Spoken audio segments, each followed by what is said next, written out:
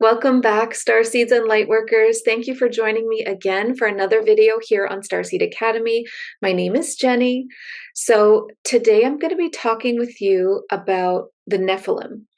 And when I say talking, I actually mean channeling. We're going to do some live channeling here together and see what comes through for the Nephilim. And the reason why is I feel drawn to make this video and I don't know why. And there's always something that comes through that is really powerful when I get this kind of a feeling. Like sometimes for video ideas, I don't even know why I'm doing that video until I start to do it. And then it's like, oh, this information needed to come through, or oh, this was really important for some reason. So I don't know what it is, but I feel really drawn to talking about this. So I actually don't know really much about the Nephilim. I'll share with you what I know, but I intentionally did not do any like research because I feel like there is so much. I mean, the internet just holds so much, and I don't know what I can trust. And I would rather just give you what I would consider like really, really pure information, even if it's less detailed, even if it's less, I don't know, like historically laid out for you. I would rather give you like what I know to be true. And that's why I like to channel, because I always channel, I only channel, and I only teach it this way too, clean and ethical channeling. So that means that the connections that I make when I'm bringing through the information are protected by the archangels. I work with 3 in particular so that no outside influences can come in and like muddy that information. No agendas can come in. My own ego cannot come in, not that I would mean it to, but a lot of people don't realize that they're channeling from an ego place, their own thoughts, their own preferences, their own baggage, and it's not pure. And I only channel in like a really pure way that kind of puts aside my own self. Um, and that's what I prefer, and that's why I really prefer to not do a whole lot of research and just see what comes through at least first. And then I have something that I can, when I'm doing my research on things, then I have something I can bounce it against. So for instance, I did a video here on this channel that was the same. I was just live channeling about the moon. What happened to our moon? What's the truth about the moon? And so much came through that I had no idea. One of the biggest things was that our moons, we used to have 2 moons here on Earth, and that they had been in some kind of collision, and they had been taken away because they were posing a threat of like coming crashing down or something to Earth, and then replaced by what is now like a false moon, but still made of the materials of our old moons, at least on the surface. So channeling that sounds ridiculously crazy and not true, or like unfathomable. But then as soon as I did that video, as soon as it came out, you guys were sending me like all of these articles about Earth's twin moons from like thousands and thousands of years ago. And I was like, there's no way I could make that up. Like that's crazy synchronicity, right? So I love doing channeling here with you live where no one knows what's about to come through, not even me. And we all get to be surprised together. And then like getting from you like all kinds of confirmations and validations about what came through. And it's really fun. Okay, so just before we jump into the Nephilim, is this interesting to you? Like, why am I so interested in this? Like, I have no idea what's going on and why my interest all of a sudden was like so peaked that I need to do a video about it. But yeah, so are you interested in this as well?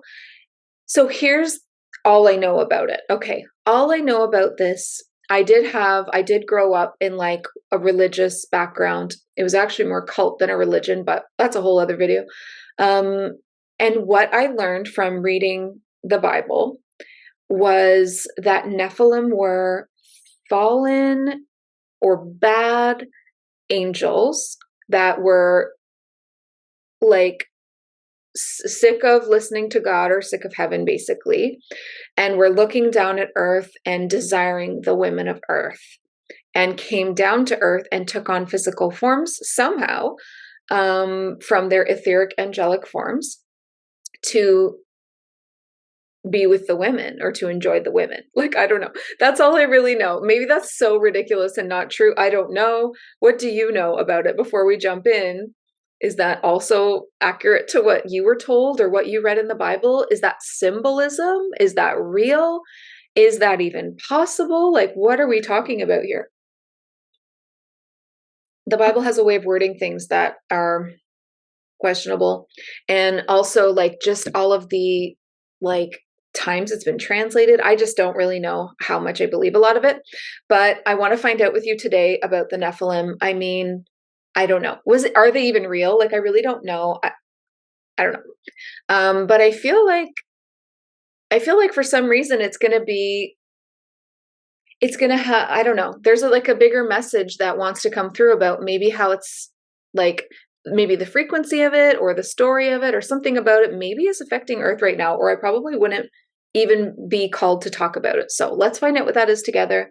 I set up the sacred space beforehand, calling in, like I said, the archangels to surround me with love, healing, protection, called in God's source and the white light. I ask that everything that comes through in this video be divinely true. I set that intention already. Let it be divinely true. Let it be detailed. Let it be for the highest good of all involved that hear this. Let it be divinely orchestrated and timed. Okay. And then I don't know who to ask now. So we're going to find this out together. So let's get started. And I'm really looking forward to your comments on this one. This should be a fun one to read comments on, because it's so probably controversial, but you know, sometimes we do those kinds of videos here on this channel in a really like grounded way though, right? It's not about like stirring up ego. It's just about like the facts and the feelings and just keeping it really grounded. Okay. Before I jump in and start channeling, just a quick reminder to like this video and share it. Please share the videos on this channel to help it grow. I really appreciate that. And then, of course, make sure you're subscribed for the new videos that come out every Sunday. Okay, so let's jump in. So I'm just going to close my eyes and tune in, and I'm going to ask. I'm already being directed to the Ascended Master Realm. So I'm going to ask the realm, like on the whole thing. Ascended Master Realm, archangels, knowing that I am like being guided by light right now, please send forward someone that I can ask questions about the Nephilim. Who is like a really good source of information on this? Not what I was expecting. Okay. I thought for some reason it was going to be like Jesus or Noah. That's not what I got. I got Moses coming forward, which I would have thought Moses was like way after that, but we're not going to question spirit. Okay, so let me just ask. So, okay, Moses is looking like super like gray, like long gray hair, maybe even like white, long white beard, like a staff and a white robe or gown, like simple, and like sandaled feet. Okay, and he just has like a really kind presence, energy, like very kind, very warm, actually, very sweet. So I really appreciate that. Thank you for coming forward. What can you share with us about the Nephilim, about who they really are and their origins to start, and then we'll go from there. Okay, so the first thing coming through that is that if we want to know about the Nephilim, we actually need to start going back to their parents. Who are the parents of the Nephilim? And he's saying that's the real question. Okay. Okay. All right. So then what I'm seeing now visually is, first I saw like a vision of, like, it felt very like biblical. Here's what the Bible says is what this vision is. And it's these angels leaning off, like out of heaven or off the clouds looking down at earth. And then he swaps that out for something a lot more galactic. We're taking what is, you know, a lot of people think of as something that is biblical, and we're going, actually, and then we're bringing in like a spaceship.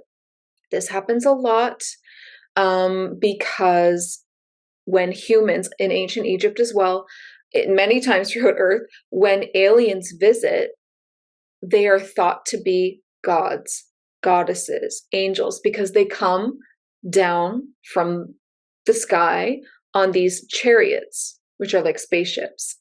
So there is so much more galactic visitor information in the Bible than anything. And you can tell the difference because, like, a galactic being visiting the planet would be a physical being. And an angelic being would be etheric, like a mirage, like a vision. And that's in the Bible too, like visions that they see of angels, but they're not, you can't grab onto them. They're not physical.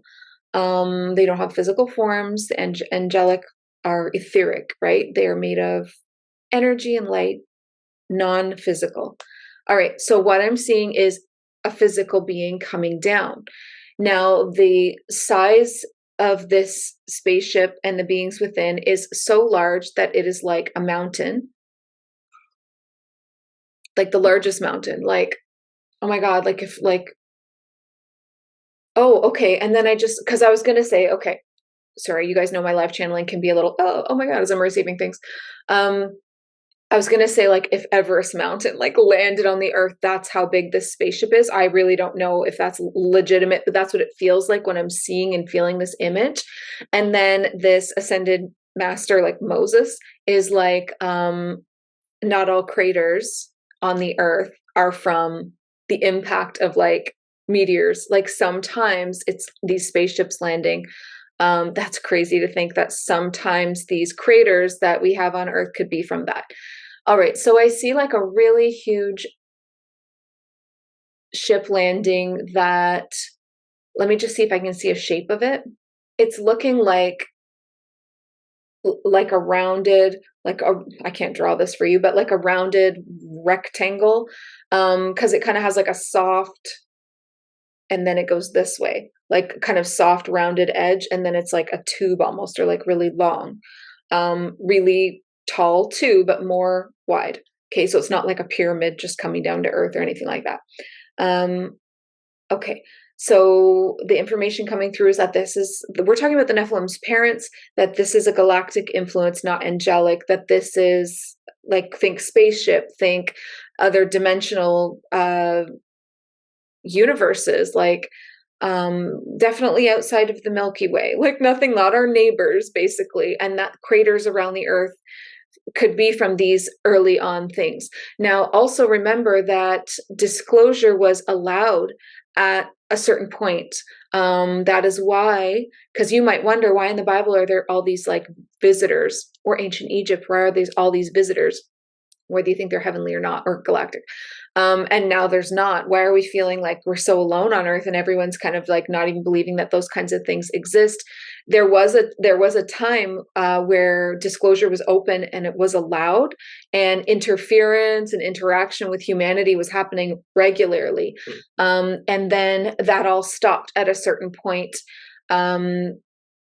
It all stopped at a certain point because it was like we were not allowed to evolve on our own, and it was impossible to see what humanity would choose on its own. And the whole point of the Earth experiment was to create life with free will, and to create life filled with like a being like humans, that are so filled with emotions and that know what is right and wrong, and that have the capabilities of evolution to build societies and grow from something simple to something really advanced. And what would that create? And it would be like this new big civilization in the galaxy eventually, once we take our place on these different councils. And so there was I don't know when the cutoff point was, but there was a cutoff point where suddenly it was like, no more going to Earth, everyone. Leave them alone. Let them figure this out on their own. Okay, so this was before that happened. And so this was definitely early on in the beginning of time, like the Bible says. Now, this has to do with, I'm hearing the words seeding, like seeding their DNA here on Earth, these huge, large beings. All right, so let me see if I can understand who we're talking about here. I actually just heard the word Anunnaki. The Anunnaki are a very ancient, old race of beings from, I'm hearing from outside of our universe. So not just outside of our galaxy, but outside of our universe. So our universe is immense, ever expanding, feels like there's no end to it. And yet there are parallel universes that are also just as big. It's all just so much to understand because it's so huge, right? So they're from outside of our universe. Okay, so we'll just go there so we don't go too wild. A parallel universe being. Why did they take interest in, so they took interest in Earth is what I'm hearing, and then they came down here. So I want to know, why did they take interest in Earth? What did they come down here to do? And maybe when? I don't know if we can. Okay, let me just see what comes through. I said, why did they take interest in Earth? And they're saying Earth was an experiment. And then they said like multi-dimensional or multicultural, where there are different like alien, galactic, extraterrestrial, like, oh, like many experiments on one planet. Interesting. Oh, okay, whoa, lots coming through. Okay, they just showed me like the countries on Earth, and then they showed me the continents, like Asia, for instance, or Africa, like the big continents are all a different seeding. And that's why we have races that all look so different from one another. And from what they're telling me is evolution, purely evolution, would not be enough to create such extreme differences in humanity on its own if we all started with the exact same DNA. But we did not start with the exact same DNA.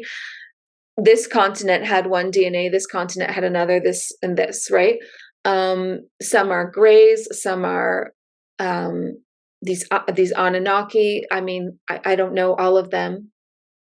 Oh wait, something else wants to come through about that. Let me just see if I can get more of what's here on Earth, the seeding. Ooh, I heard Lyra.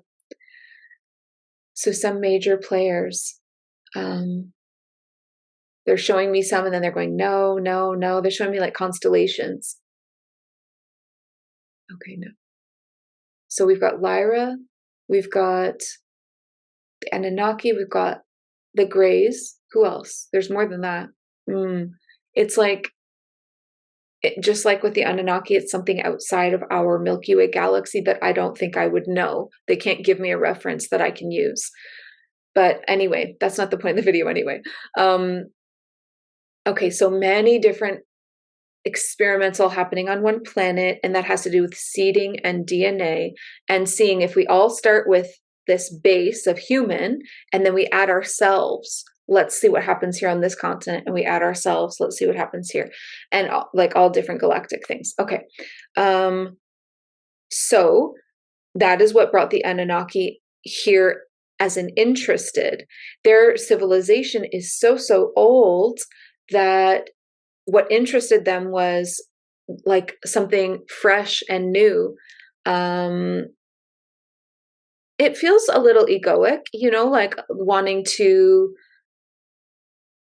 maybe feels a little egoic, like maybe wanting to see like what your, if you bring your best foot forward, your best DNA forward, what can that be created into on Earth? And it feels a little bit like a competition, you know, like the ones that were participating in this seeding of Earth. And there, again, there's not just one galactic race that seeded Earth. And there is a human element that was fresh and something new. So I feel like the whole caveman vibe. I don't know the actual scientific term. I'm sorry. I know it's humanoid, or no, it's not humanoid. I don't know what it is, but there's a word for caveman that's like a lot more scientific than that, but it doesn't matter. You had to almost let it evolve naturally to a certain point, and then from that point there was a seeding that happened from like 5 or maybe more different galactic beings. Feels a little bit like a competition in a way, just, but not like a war or anything, just like a, all right, well, let's just sit back and I'll see who does what.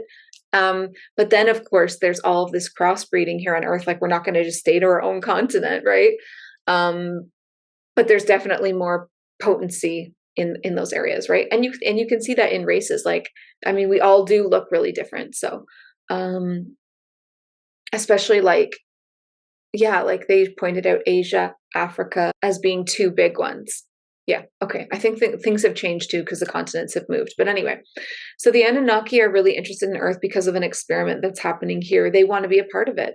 And they know because they're like one of the older builder races, meaning that they've built worlds like this before, that they'll be, you know, like allowed to do it because they kind of have like that seniority in a way in the universe where they have been around so long. So anyway, so okay, so that's why they came here to begin with. So let's see what comes through after that. So I asked what made the Anunnaki interested in Earth in the first place, and then when they came here, what did they do when they came here? Okay. Okay, they're saying they came back. So they came early on during that period when um they were like doing like DNA splicing, like experimenting with this. And I feel like it's full on experimentations. You know how like people say that they are like abducted onto ships and have these scientific things done to them? It's like that. It's not like like breeding. It's like science experiments that are happening with the DNA. Um, and that's why they're calling it like the seeding. However, that happens and then maybe thousands, tens of thousands, I don't know, of years later, they come back to see how it's going. And they decide that, so that's where it comes in. So they come down from the heavens again, and that's when they see the humans, and the humans have started these like ancient civilizations, and the different tongues, um, the different tongues that split humanity, like the languages, was also a part of that separation of continent and seeding. Anyway, and then the Anunnaki, they come back. So that's when like the biblical times would have maybe first reported on that. So they come back after like the civilization of humanity has progressed, and they are now having families, and they have a bit of like society and communities and villages and different things like that. Okay, so that's when the Anunnaki are actually like breeding with the women, as in like actually having like intercourse sex with them. So now we're not talking DNA splicing. Now we're talking about them desiring, just like they did say that in the Bible, like them desiring the women. But these are not like fallen angels, because angels are etheric and non-physical, and if they fell down to earth, they would still be etheric and non-physical, unless they actually step out of their incarnation as an angel and start a new incarnation as a physical being. You can't just switch from non-physical to physical because you travel somewhere. You actually would have to end the incarnation, the lifetime that you're in, come back as something else, and you have to restart, right? So the falling of the angels, even if there are like fallen angels here on earth that maybe some people would call like demonic or whatever, they're non-physical. It's not a physical being walking around. So for something to be able to breed with women, it's physical, which means it's not a fallen angel. However, if they're seeing aliens coming down on spaceships in these chariots coming from the heavens, and they assume that's what they are, then maybe that's why it got reported that way, right? Okay. So now they're saying to me, this is the giants. Okay, so when the Anunnaki somehow are able to breed with women, which seems impossible, and I'm seeing that it caused a lot of problems, like the women that got pregnant with these babies died in childbirth, almost all, because the babies are giants. They're literal giants. So we have seen in our Earth civilization, our Earth history, ancient history, that people find giant skeletons and skulls. The giants of our age, all around the world, wherever they're found, are the offspring of the Anunnaki and the humans. Now, the Anunnaki are even gianter, like way bigger. But when they breed with the small humans, then you have like a medium giant, right? Which is still huge to us. So we're going from like Anunnaki to their children to like human, which is like, like we're so little in comparison. So these are giants. So giants were real. Giants were a hybridization program. This is hybridization, right? It's a hybrid. It's a hybrid between a galactic being, which is ancient and old and huge, called the Anunnaki, and humans, like women on Earth here. I don't know how I feel about it being consensual. I doubt that was the case in a lot of it for the women, but you never know, right? I mean, potentially they could have thought that it was this god or this angel and that they were servicing it in some holy way. I don't know. Okay, so I'm going to check back in now for channeling and see what wants to come through after that. So we've talked about who the parents of the Nephilim were, the Anunnaki. Why did they even get interested in Earth to begin with? Well, they were here early on to seed, and then they came back to see how it was going, how their children were doing. And then when they came back, they were actually breeding with, they felt like the caveman had developed so far into beautiful women and a beautiful species, humans, that had so much potential that they wanted to help them. That I think they feel like, again, it feels a bit egoic, like they feel like they're helping them, like, here, let me give you this boost in your evolution. But what it created was these giants. And it looks like to try to even birth that as a woman was like fatal. Okay, what else do we need to know about? Who are the Nephilim then? What did they do once they were here? Okay, so they were protected and revered by many people because, again, people thought that these were holy gods that came down and that these were the children of the gods. So when we hear stories about the children of the gods, think Greek mythology, how they were more powerful, stronger, they had powers, they were superheroes. This is what is happening. So the Nephilim, depending on what continent, what story you're reading, they could be giants, they could be children of the gods. What else could they be? Just like very intimidating, very revered, very mysterious beings. Okay, so then the next question is that there are stories of them being bad or evil or violent. I want to know, why would that be? And is that true? So let's find out about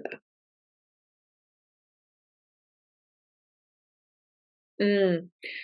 So what I heard was it's like taking the ego of man,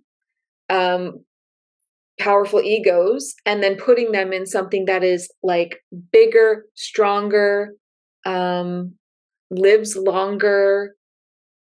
And so when you have the ego of man mixed up with something that's so much more powerful,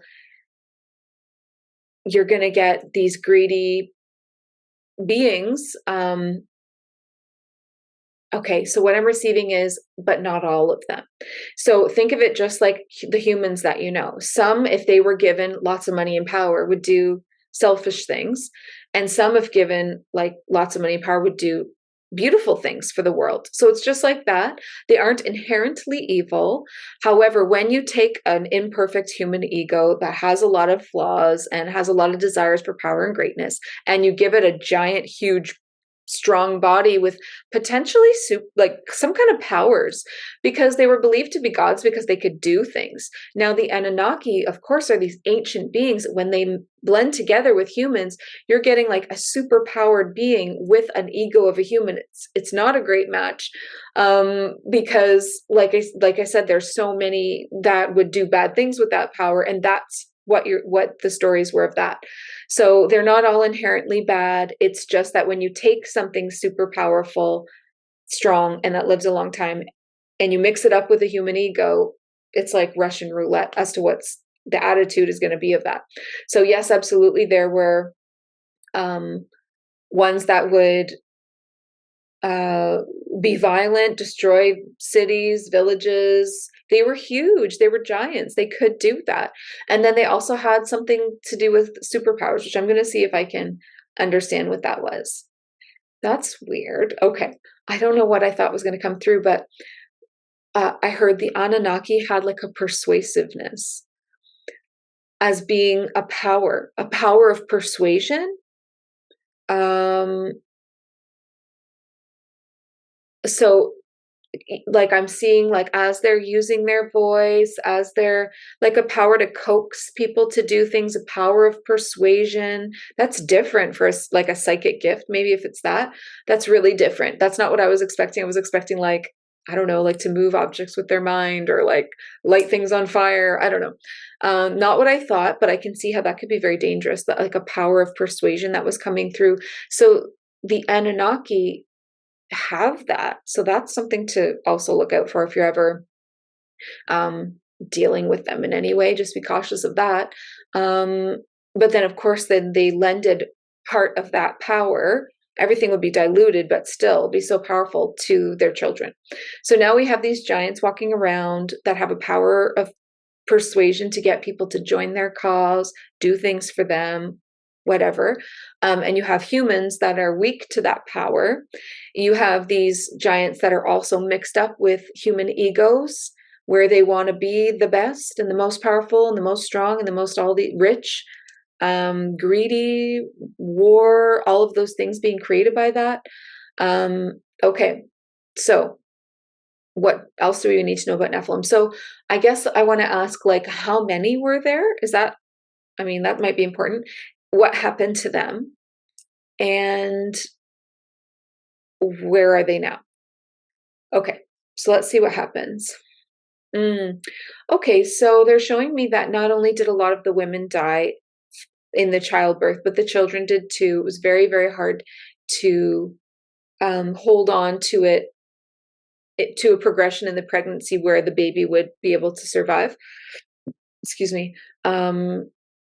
And they're saying, and the gestation period was actually longer than with a regular human. So even that much more of a challenge. So it does feel rare, yet I'm hearing the number like at least, like I'm seeing 10,000. So I'm thinking like around 10,000, which sounds like a lot, but it is not, right? That's very few of these beings. I don't know if we can research this. I don't know who would know that. I don't know if we can get that confirmed, but potentially 10,000.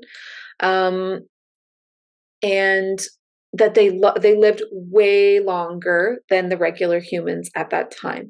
So let's see if we can get a specific on that. So they're saying if the Anunnaki lives like tens of thousands of years, then it would be nothing for these beings to live 1 or 2,000 years. So like around a couple of thousand years for these beings. And that's nothing because their parents are living like multiple of that. Oh, you're getting a little Noodles visit. All right. So he just like poked his little whiskers in. Okay. So what else were we asking? So how long did they live? What happened to them? Where are they now? Okay. So what happened to them? Okay. So I see some that were warlords and ended up like owning large pieces of territory here on Earth, large pieces of territory where they had people following them and they were going for more all the time to take over more and more territory and land. So warlords for sure. What else? So I'm seeing that the ones that were like more service to self were very individual and not working together. That kind of reminds me of like the reptilians, only because they, not that there's any DNA connected, but only because they really struggled to work together. And they tend to do things separately unless someone else is in charge and telling them what to do, then they can. But they tend to bicker among themselves a lot. So the ones that were more service to like love and others did collect together. So when you're seeing a community or a group of giants together, they were like a lot friendlier and kinder and easier to, like, I see that they're working with the humans in a lot of ways, living like alongside them, obviously needing special different kinds of housing than them, but there are good ones that were living alongside them. I'm seeing some that worked as hunters for them, defenders for them, that had a great love for humanity. So they were not all violent and bad. And they did say that in this video earlier, like, just like humans are not all. It was really about the person or the soul within, and you never know what you're going to get with the soul, right? So very mixed bag. So what happened to them? Some of them naturally died out.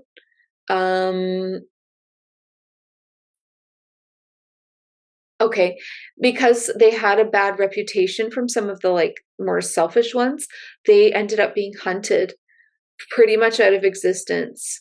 And that's when you get into, because everything has a little bit of truth in it, that's when you start to get into stories like the Brothers Grimm and the fairy tales of people hunting like trolls or giants down to kill them because they because there were naturally some good ones, but then the bad ones kind of ruined the reputations for a lot of them because they were trying to like take over a lot. And eventually it became safe after a time, or sorry, it became unsafe after a time for the good ones, because all the people that love them, even if they were like living side by side with the community, those people would die out after like what, 100 years, unless people lived a bit longer back then, but even still 200-300 years. And then they're still going for thousands of years. So all of a sudden they don't have any allies in the humans, and they're very misunderstood, and they're feared. And when humans fear something, they try to kill it. They attack it. Anything they fear, they attack, right? So I'm seeing that it's a little bit sad, because the nicer ones were like really being of service and defending and hunting and all, and trying to be like the humans, live with it. It's sad because there was nowhere for them. Like, it really feels like what I'm feeling is like they had nowhere to go. They didn't belong. They didn't belong in that civilization or on that earth at all. And if they're trying to fit in, they really kind of only had each other in the end. And so if they only live a couple of thousand years, they eventually just naturally would die out too, or be hunted down and killed. I do see that there was some continued breeding that happened actually between the giants, or between the Nephilim, to keep it going for maybe an extra generation or two. And they okay. And so that's maybe, but they were very rare, okay, and they were smaller numbers, and they were living more in secrecy. And that's how it kind of went from like such ancient times of like biblical times to lasting through Egypt, to lasting through to, I mean, when we were finding giant skeletons, how old are people saying that they are? 10,000 years? That's not that long ago. Maybe it's older. I don't know. But that's how they kind of like span. They got more, they're fewer and fewer and fewer. They got more and more rare. And it looks like the ones that were the bad ones, the ones that were all about war and taking over and being controlling everybody else, were more of targets because they weren't hiding. And so they were more targeted and were killed off a little bit, not easily at all, but were killed off. And I just remembered like another biblical story of like, is it Goliath? And Goliath was a Nephilim, a giant, and he was killed by somebody. Samson? I don't know. Oh my God, I don't know who it was. But anyway, so you're going to see stories of the giants that you're seeing are these Nephilim, which are the hybridization of humans and Anunnaki, the offspring of the Anunnaki and the humans together. They are a mixed bag of good and bad. They're not all good, but there's certainly a lot of bad ones in there too. Pretty much feels really untrustworthy. Even when they were good and sweet and kind and had beautiful hearts, maybe some of the women in that, because they weren't all men. There was no place for them on this world. They really didn't fit. It was an experiment, that not gone wrong, but kind of like an experiment that was never going to last. A lot of them died out naturally. Many of them were hunted down. They did have children or offspring between themselves, which made it last a little bit longer. They went into hiding, and they were absolutely like vilified as being all bad, which they were not. So whenever you're seeing stories about giants in storybooks, like the Brothers Grimm, or in the Bible, or in, I don't know, other ancient texts that are just as important around the world, whenever you're hearing about the fallen angels, if they're physical beings, they're not actually angels. Whenever you're hearing about giants or Nephilim, we're talking a hybridization program. What else? Is there anything else that we need to ask about this? I don't want this video to go on forever and ever. Let me just check in one more time, just quickly, to see, is there anything that I forgot that might be important? Oh yes, where are they now? Okay, let me see if there's anything left. Any one of them left that have continued. All I heard was no physical giants are left. So when we're talking about, there are some rumors out there that there are fallen angels here on the earth from way back then that are evil and influencing a lot of what's happening here on earth. Whenever I hear that, it sounds like fallen angels to me. It's like, what, I don't know what they're referencing when they say that, because if they're physical, then they're something else. They could have been angels at one point, but it was a few lifetimes ago at least.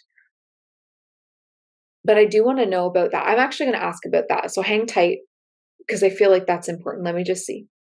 I heard like, well, are you talking about Satan? That's what they're asking me. I don't know if that's what I'm talking about. Is that what I'm talking about?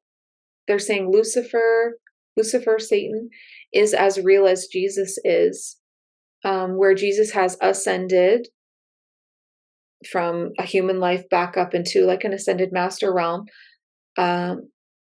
Lucifer, or Satan, whatever you prefer, has chosen not to ascend. Everyone has a choice whether they would like to ascend, stay where they are, descend. Okay, so is he on Earth? Oh, this video is going into a weird place, but so it's like he's not on Earth. However, what I saw was that he has great interest in Earth and can create portals with the help of his minions, whomever would be wanting to help him here. I mean, maybe some humans, maybe some darker beings, shadow beings, whatever, that there are portals that are created in very dark places on the earth that can be measured. Like if you were to measure the earth's frequency, you would see a big dip, really low frequency, really like a frequency of lower than fear, like evil. Like there are pockets or little portals around the earth where he can send through his like demonic minions, I don't know the right word, influences and energies. I don't see him here on the earth himself. However, there is a lot of interest that I'm getting from that. I don't like to tune in too much for obvious reasons. I don't want to like connect with him. But what I'm getting is like there's a high interest in humanity. You know what's weird is people always talk about like the battle for Earth coming from below and above, and like this like battle between Jesus and Lucifer. And I think that that might be exactly what spiritual warfare is. I don't think it has anything to do with Nephilim. I just don't. So this is now a whole other video that maybe I need to make about that. Let me know if you want to know about that, because I'm just going to go into it. I get so curious when I'm channeling and I'm like, oh, let me go down that rabbit hole. I don't want to leave it on a weird note, but I don't want to also go down that rabbit hole either. So let me know. Okay, so to sum up, we learned a lot about Nephilim today. What they are and what they are not. That they were physical beings, that they were real, that we can see their skeletons. You can research how many were there. That came up as being like that there were like 10,000 potentially that were originally created that could have breeded between themselves to make more giants. I really don't know if they breeded any more with humans. potentially. That would make different sizes again. They would keep getting smaller, right? That they weren't all bad, that they were hunted eventually after the like novelty wore off. People just thought they were evil, because of the acts of quite a few of them, though. And as the people that knew that some of them could be good died out, then nobody trusted them, and then they were in hiding. It's sad. It didn't go well, that whole experiment. The Anunnaki, I don't think that they're bad or evil necessarily. I think they remind me a lot of Greys, where they just like are very aloof. Like it's their problem. Like we'll just try this. Maybe it'll work out, maybe it won't. And meanwhile, it could like devastate Earth, and they're not that maybe careful about it. So definitely not, like, to me, something that is trustworthy. Like I wouldn't go. I mean, again, you have to. You always have to. You can't judge a book by its cover. Maybe again, just like with Nephilim, some are good of the Anunnaki. On the majority, I get kind of this feeling of like they just don't care enough to be good. They'll just do experiments and well, whatever happens. So let me know what you think about that. What do you think about Anunnaki? What do you think about the Nephilim? And do you have any validation that's come through for the information about the facts that came through about, there being 10,000 of them, then living thousands of years, that they were physical beings, that they were thought of as children of the gods, like the Greeks, like who was a children of the god? Like I don't know, like all the Marvel movies. What are their names? Like Thor and different ones like that. Like the Grecian mythology, was that based on this? Because they did have some certain powers, and they were strong, and they were bigger than humans, muscular, faster, all the things. They would have seemed superhuman, so they could have been children of the gods if they believed the Anunnaki were the gods, right? Makes sense. So, and if they weren't thought of as the children of the gods, then they were thought of as like, I don't know, just like fallen angels, basically, giants. So any like tales that you would read about that, fallen angels, giants, children of the gods, that could all be the same thing that they're talking about, right? Okay, so I'll leave it there. I'm really interested to see your comments. And then if you do want to leave comments about the whole like the war over Earth, do you want a video on that too? Is that too dark? Do we want to channel that? I'd have to channel that really safely. I'm always channeling safely, but I would do it maybe some extra protection there for me because I don't really want to be like tuning in to like Lucifer, because I do think that that's a real soul, and names hold power too, right? So, but I will do it safely, and we can do a video about that and see. I mean, is it stereotypical to say like Lucifer and Jesus are fighting over Earth? Is it a bigger story than that? Or is that accurate? Do you feel like that's accurate without getting religious? Because I'm not religious. Anyway, that could be a whole other video and very interesting, but we'll leave this here. I could talk all day with you guys. So just before I jump off, I want to remind you that if you want to learn how to do what I do and channel safely, ethically, in the light, cleanly, I have a course called Channeler of Light. It's coming out January 18th. And I'm so excited to get started. I've got a great amount of students that have joined up, everybody from beginners to like professionals. Everyone is going to get something from this course. The beginners are going to be like completely blown away by their own gifts. And then the professionals and the advanced people are going to be able to really like understand their gifts on another level, go deeper into their channel, really get into those details, get into more accuracy, get into understanding how it works better, more flow, more effortlessness. Just cleaning it up basically for you and making it so much more powerful. So I'm really excited to teach this. It's 6 weeks, and you can check the link in this video to join. If you'd like to ask me any questions about it, please either send me an email, comment here, or come find me on Instagram. I'd be happy to answer that. And then don't forget to share this video, like it, subscribe, and thank you so much. So before we jump off, I want to remind you, listen to your heart and the quiet voice within, because you are so much more than the body you are in. I love you, beautiful star seeds. Talk to you soon. Bye.